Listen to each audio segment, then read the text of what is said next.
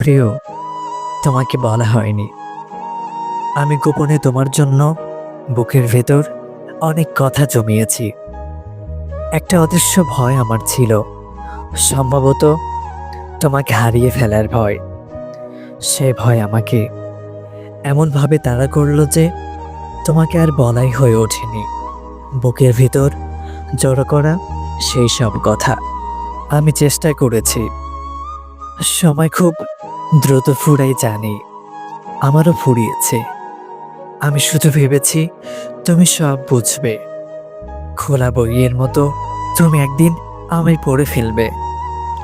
আমার চোখের মাঝে চিন্তার রহস্য তুমি জেনে নেবে নিশ্চয়।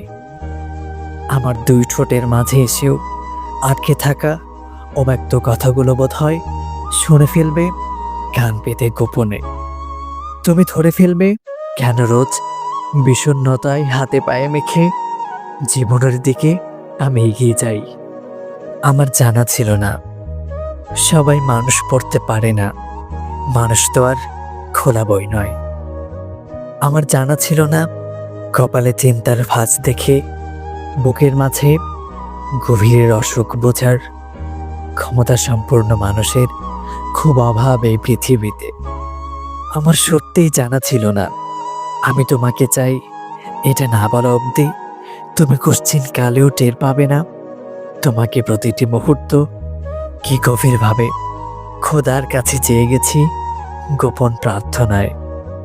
আমার বুঝতে বড্ড দেরি হয়ে গেছে যে তুমি তো মানুষ, সৃষ্টিকর্তা নও।